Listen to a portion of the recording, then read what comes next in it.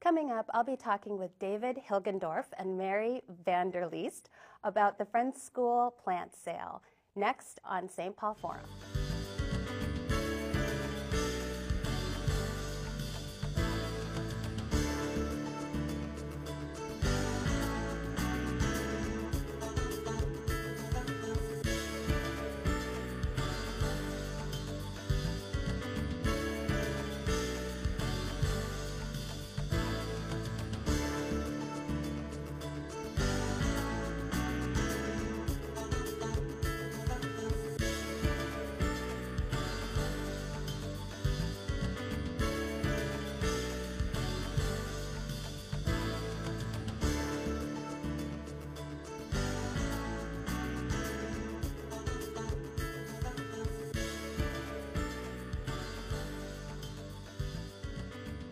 Welcome to the St. Paul Forum. I'm Lisa Tabor, your guest host, along with John Forty, while Mike Wassenaar is on sabbatical.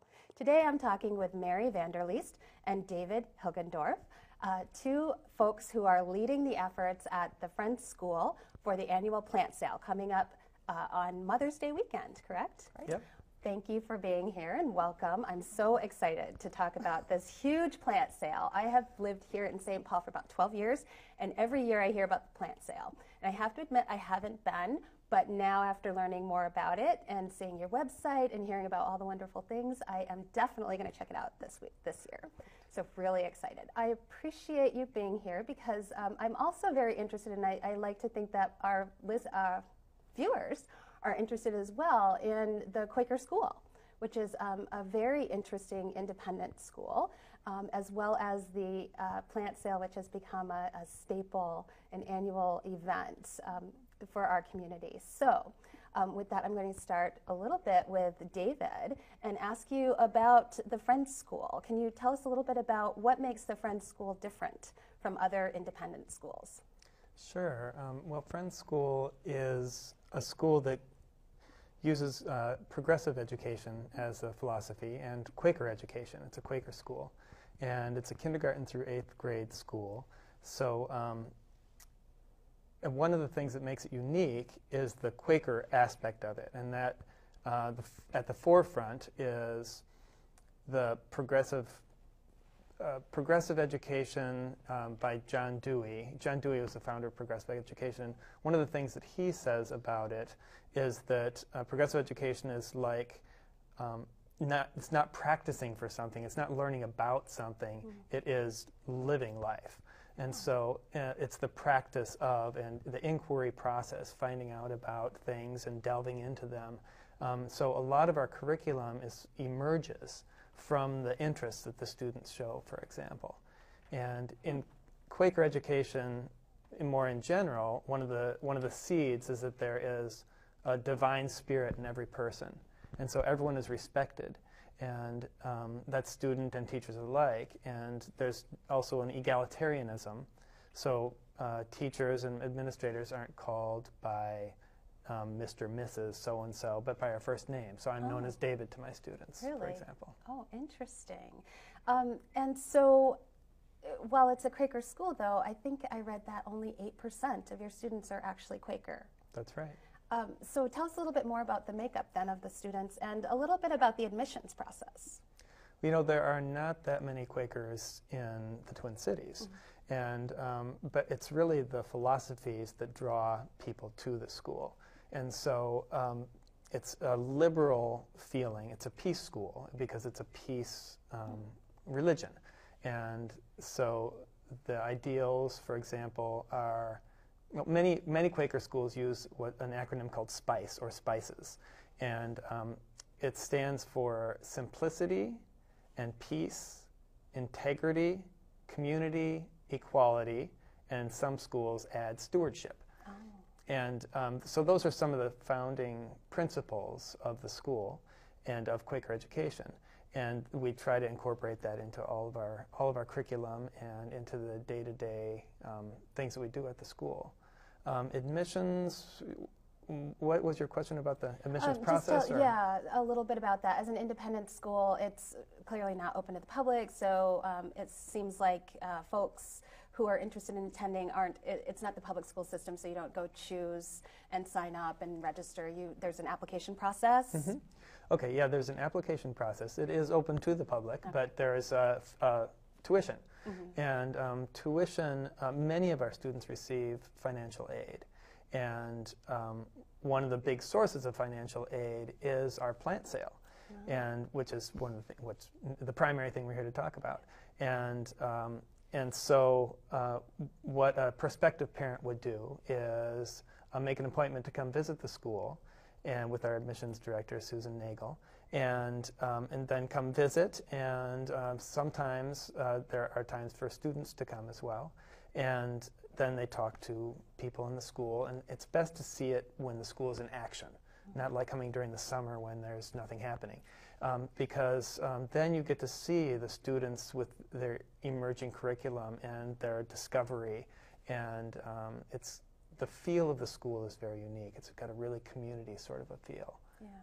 Now you talked about the emerging curriculum. That to me is very interesting and potentially challenging for teachers. How are your teachers different from teachers in the public schools or the traditional teacher that we think about? Well, teachers are drawn to the school for the same reason. It's not the huge salaries. It's the philosophies of the school and of the education that the students are receiving. And one of the other aspects that draws teachers and other staff members to the school is the style of decision-making. It's loosely it would be called a consensus decision-making process, but we call it the sense of the meeting. It's more of a Quaker style, and so we sit together. Every meeting begins and ends with silence at the school, and it's a way of centering and starting to feel what are we here for, and then at the end closing again. So it's sort of encompasses it, and then the decisions come out by, if there are any objections or feelings like it's not the right thing, then that is fleshed out. It's not like, okay, well, now it's time to vote. We never do votes. We just do, how does it feel? And then there's a facilitator that says, this is what it seems like to me, where we're heading, what do people think of that? So decisions take a really long time to make, but once a decision is made, everyone stands behind it. And so it really makes for a cohesive faculty body that is behind the philosophies as well as the decisions that are made at the school. And what kinds of decisions are made this way? Every decision, for instance, hiring a teacher, or how to potentially work with a child who maybe is disruptive or has problems? What kinds of Yes, working with children would normally be, if there's a problem that has arisen, that normally it would go to the division. There's a lower school division and a middle school division. It would normally go to one of those division meetings, and we talk about it. We have a school psychologist that comes to those meetings, and we say, so-and-so is doing this. What do you recommend? How can we speak to the parents about it? That sort of a thing. And then just about any other kind of decision that a faculty would make. Policies are made on a board level, and they make the decisions the same way. So the board works this way, the faculty work this way. There are some day-to-day decisions that, it would be silly to call a meeting to decide, whether, lunch should be 5 minutes later because it's cold outside or whatever, Sure, yeah. Oh, interesting. And so has that, actually, I'll kind of come to the second question a little bit around. What did you do before you started at the Friends School? Were you in education? Me personally? Yes. Well, I did get my degree in education in San Francisco State, and then I taught Spanish and social studies, and then I went off and taught English in Korea, and traveled around Asia for half a year after teaching in Korea, and then was just I was still living. Well, my stuff was still in California, and so I went back to California and decided to reconnect with my family, which is here in Minnesota. And then that's when I started at Friends School. Okay. Go ahead. That was 13 years ago. Oh my gosh. Okay. So it's a long time, but you've had experience in the education system in different places, and so my question then is, how does this compare working at Friends School compared to how the other systems have worked? Well, Your for me, experiences. it's wonderful. It's a great place to work, partly because of the reasons I said before about decision making and the feel of the school. There's also not that structure that is sort of the hierarchical, top-down, you will do what I say kind of a structure or feeling, and that makes it really pleasant. And the fact that we're all egalitarian, that we can speak to each other about what's going on, and I haven't brought up yet the conflict resolution program. Yeah, so something I wanted to but talk that, about. yeah, that's something that, sorry to jump the gun on you. That's there. great. That's something that really makes the school unique too. We have piloted a conflict resolution program, and we've done training with people around the country. And we have a video and a training manual, and all. It's getting old now, but it's still current. I mean, it's always current because conflict resolution means helping learn to resolve conflicts, and conflicts are always coming up. And what the object is for kids to learn how, or people to learn how to talk with one another about their feelings, and then to come up with a plan for how do we resolve this. I feel this way, you did this to me, kind of a thing, and but talking to one another in a respectful manner and coming to a place where they can say, okay, we're seeing things differently, but we can still do it this way in the future, sort of a thing, and be happy with one another. And that really feels good too.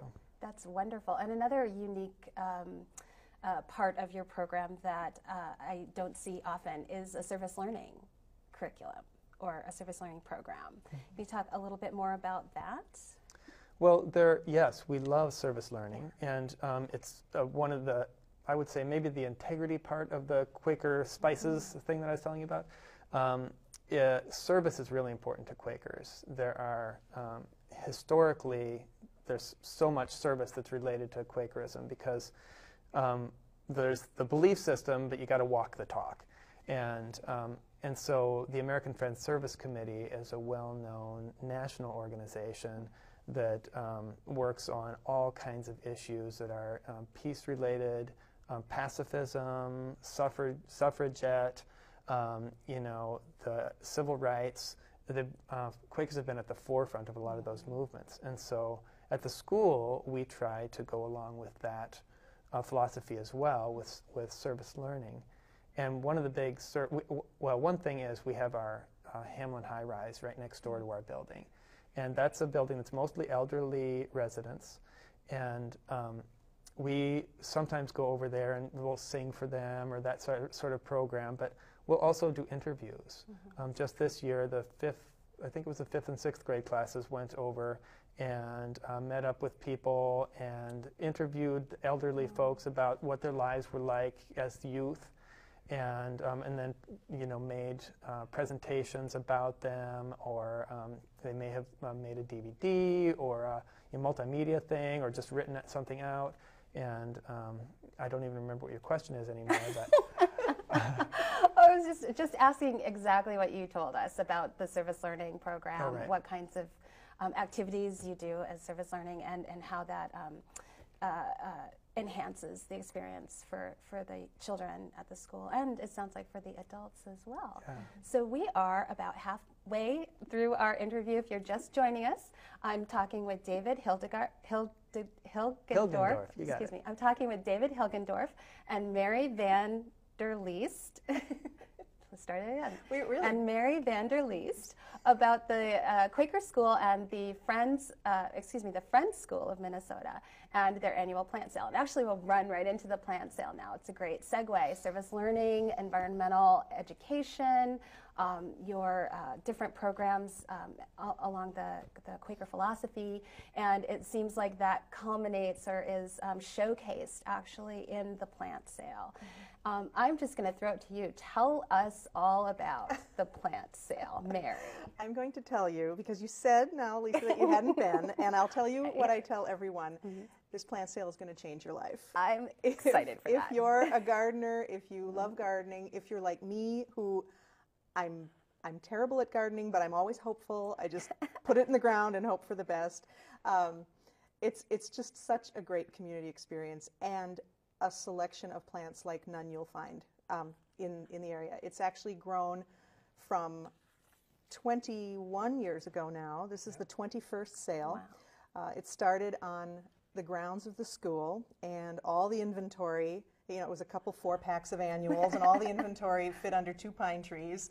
And now it has gotten so large and has such a devoted following that it's been at the State Fair grandstand for the last 5 years. I think this is the 6th year. Yeah. And it's every Mother's Day weekend. We have a small group that works year-round on planning the sale, a buying committee that just does a huge amount of work. Year-round. And then a very dedicated team that puts together this 60-page catalog, if you can believe it. 60 That is crazy. pages. All your questions will be answered in here, as well as great descriptions of really unusual plants that we have. And this is the lion's share of the work. I think when we meet as a committee, we're always seeing the latest version with red pens through it.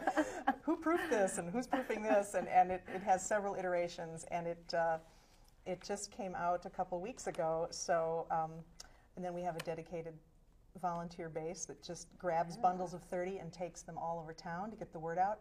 But we really don't need to do that as much anymore with the devoted, because they are there Friday morning, sometimes as early as 5:30. The sale opens at 11, and we have people there at 5:30 waiting to get in. No kidding. Oh yeah. And So it's just another few years before people are camping out. yeah, I don't. Really? They don't I'll let have you you in. back then. Yeah. They don't let you in that early. Wow. And I actually started attending as just a shopper, and I was just so taken with the sale and the variety and the organization and how well it's run that I started volunteering. So this will be my 4th sale as a volunteer, my 6th as a customer, and we just couldn't do it without the volunteers. It takes between 900 and 1,000 people to put this whole thing together, and they're just extraordinary in their reliability and their enthusiasm for the project. That's so. amazing for a 3-day plant sale, and I bet that rivals or exceeds the volunteerism for such things as cancer walks and whatnot. I mean, that's crazy huge. It's huge. I've never heard of that many volunteers in one place. But when you think about it, we're in the grandstand, even though the sale starts on Friday, we're in there starting the Monday. Of that week, and there are.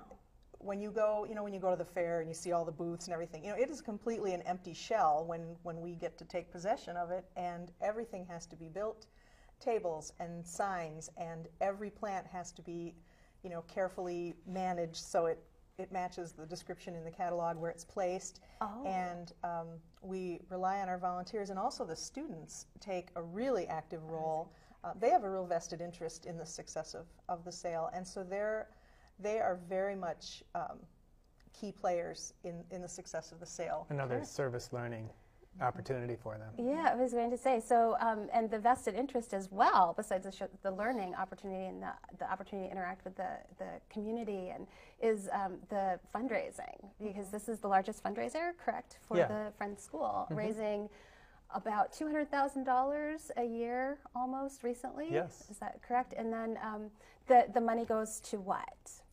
Well, a big chunk of it goes to the scholarship fund. Oh. It actually goes into the operating budget, and the big chunk of the operating budget is scholarship fund. Okay. And so it makes it possible for students to attend that wouldn't be able to for financial reasons. Sure.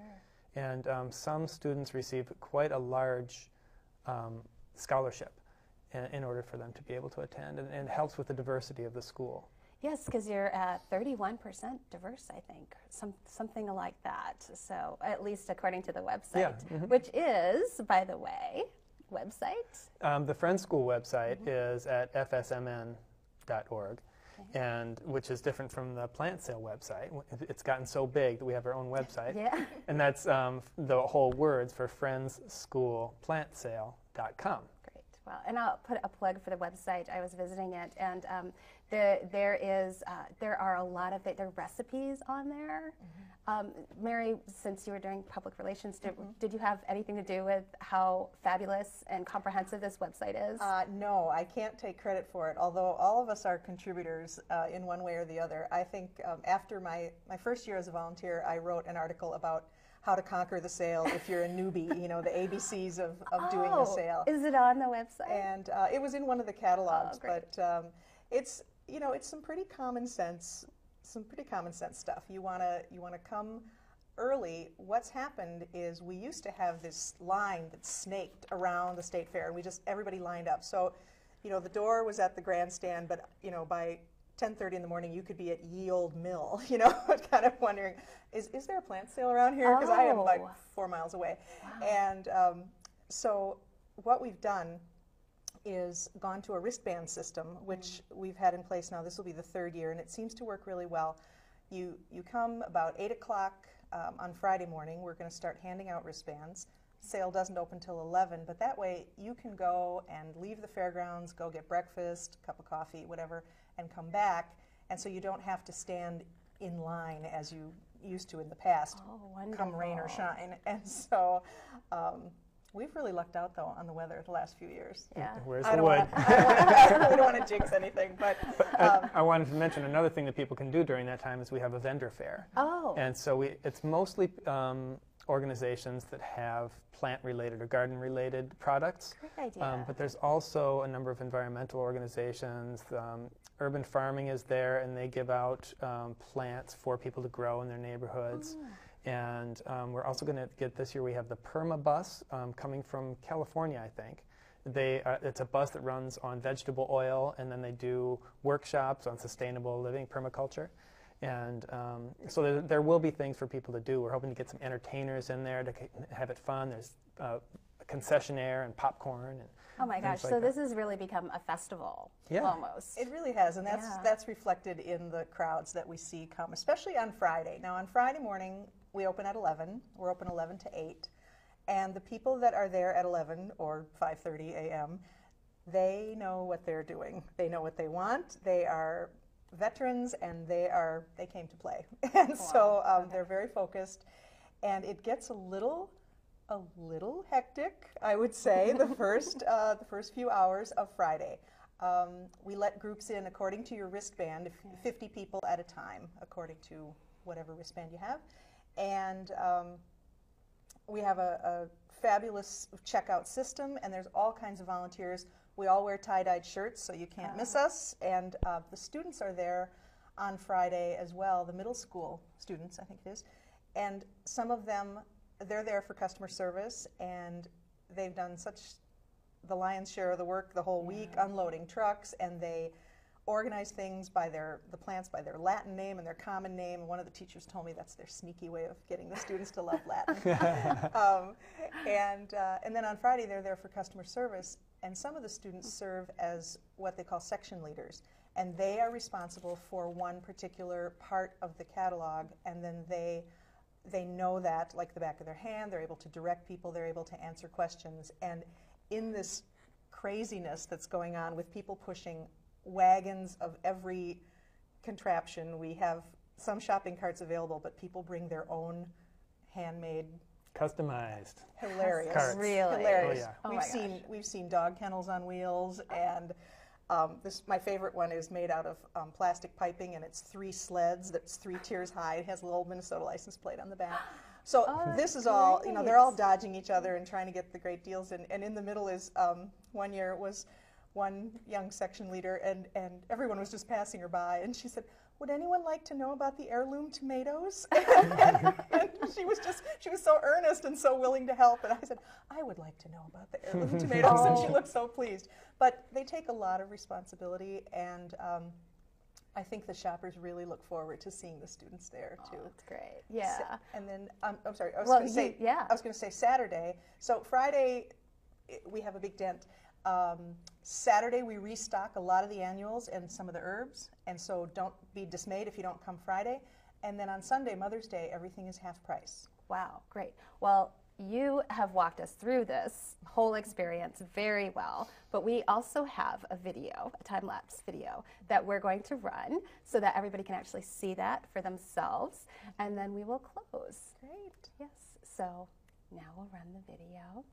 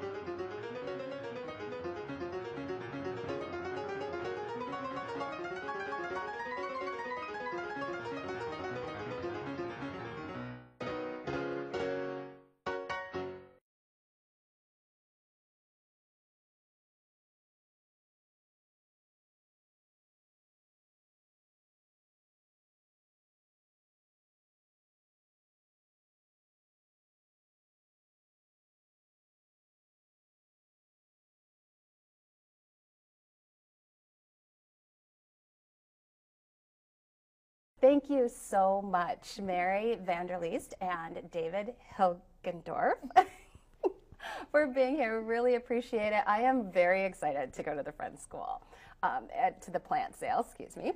And I hope that you will all join us at the plant sale this Mother's Day weekend. And thank you so much for joining us on the St. Paul Forum.